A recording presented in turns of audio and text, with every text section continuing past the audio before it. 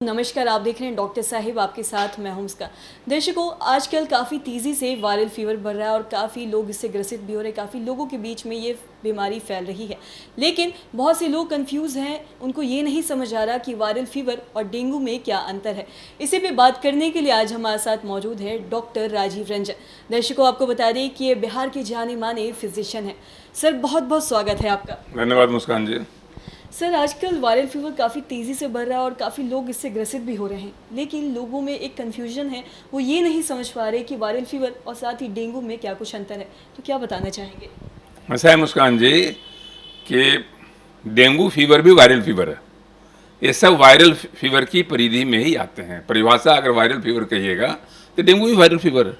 लेकिन जो common viral fever है और डेंगू फीवर, मतलब इस दोनों में बेसिक डिफरेंस क्या है, तो लक्षण वाइज अगर आप डिफरेंस सोचिएगा तो डेंगू में जनरली सभी बुखारों में, सभी वायरल बुखारों में दर्द होता है, सर दर्द होता है, पूरे शरीर में दर्द होता है, थकान थकान का अनुभव होता है।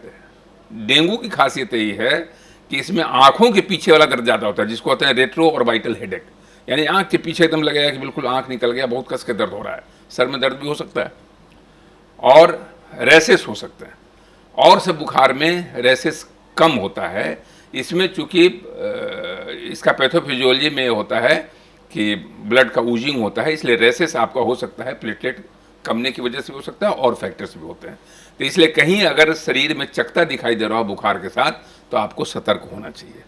तो नॉर्मली सतर्कता की ज़रूरत ये है कि नॉर्मल जो वायरल फीवर है वो 6 दिन 7 दिन में खुद ब खुद वो अपने आप स्पॉन्टेनियस रेमिशन, मतलब खुद ब खुद वो ठीक हो जाता है, आपके शरीर से वो निकल जाता है। डेंगू भी होता है, लेकिन कुछ केसेस डेंगू के जिसको हम लोग कहते हैं हेमरेजिक डेंगू, जो कॉम्प्लिकेटेड डेंगू होता है, उसमें आपको हॉस्पिटलाइजेशन की ज़रूरत पड़ सकती है। तो आपको सतर्क रहना पड़ेगा। इसलिए सबको एक लपेटे में ले लेना कि वायरल फीवर है, ये उचित नहीं है, ये समुचित नहीं है। इसमें इन्वेस्टिगेशन जरूर होना चाहिए।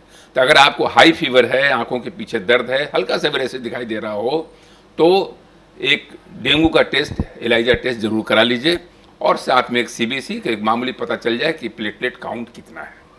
लेकिन कई बार लोग ऐसा है मुस्कान जी कि प्लेटलेट काउंट 10,000 भी घट गया, 20,000 घट गया तो इतने पैनिक हो जाते हैं कि परेशान से कोई बकरी के दूध के पीछे भागा जा रहा है, तो कोई पपीता के पत्ते के पीछे भागा जा रहा है।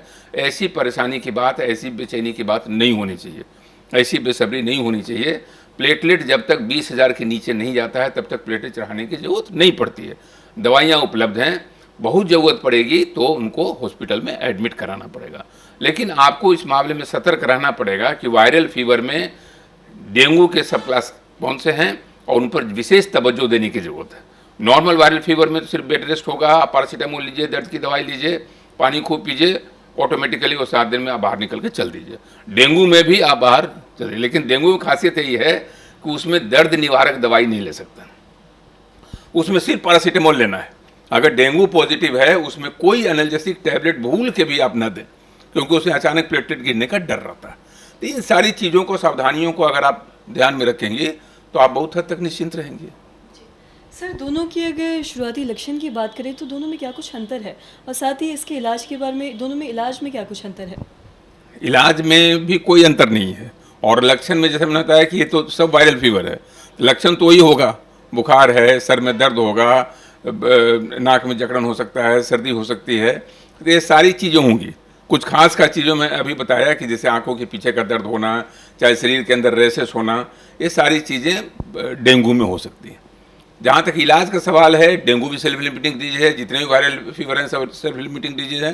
डेंगू में आपको सतर्क रहना पड़ेगा कि इसके आगे आने वाले क्रम में इसके जो एडवांसिंग जो फेजेज हैं, जो आगे बढ़ रहा है, उसमें कॉम्प्लिकेशन न करे।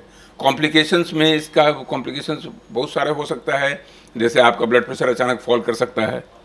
हाँ, क्लासिकल डेंगू में तो कोई दिक्कत नहीं है, क्लासिकल डेंगू तो खुद ब खुद ठीक हो जाता है। लेकिन जो कॉम्प्लिकेटेड डेंगू होता है, जो हेमरेजिक, जिसमें ब्लड ऊजिंग होता है, तो उसमें रैसेस वगैरह होता है, ब्लड का कहीं निकलना, मुंह से खून आ सकता है, नाक से खून आ सकता है, अचानक आपका ब्लड प्रेशर ड्रॉप कर सकता है, उसमें आपको हॉस्पिटल का सहारा लेना पड़ सकता है। ये मुश्किल से 4 से 5% केसेस ऑफ डेंगू में इसकी ज़रूरत पड़ती है। तो अगर आप सतर्कता का दायरा अपना बढ़ाएंगे, वो जिसको कहते हैं सस्पिशन, हमेशा सस्पिशियस रहिए। कोई बुखार को सिर्फ वायरल फीवर करके उसको दरकिनार नहीं कर देना है। अपने संदेह के दायरे को विस्तृत कीजिए, बढ़ाइए, और बढ़ाइएगा तो ये सारी चीज़ें आएंगी और सारे लक्षण और इलाज सब आएंगे, तो आप भी महफूज रहिएगा, मरीज भी सुरक्षित रहेगा। जी सर, बहुत बहुत शुक्रिया सर तमाम जानकारी देने के लिए। धन्यवाद, धन्यवाद मुस्कान। तो आज हमने समझा कि वायरल फीवर और साथ ही डेंगू में क्या कुछ अंतर है, दोनों के शुरुआती लक्षण में क्या कुछ अंतर है, इलाज में क्या कुछ अंतर है। तो आशा करते हैं दर्शकों की जो तमाम जानकारी है आपके लिए लाभदायक रही हो। तो आज के इस वीडियो में इतना ही। अगर आपने अब तक हमारे चैनल को सब्सक्राइब नहीं किया तो तुरंत कर ले, साथ ही हमारे फेसबुक पेज को लाइक करें। वीडियो देखने के लिए आपका धन्यवाद।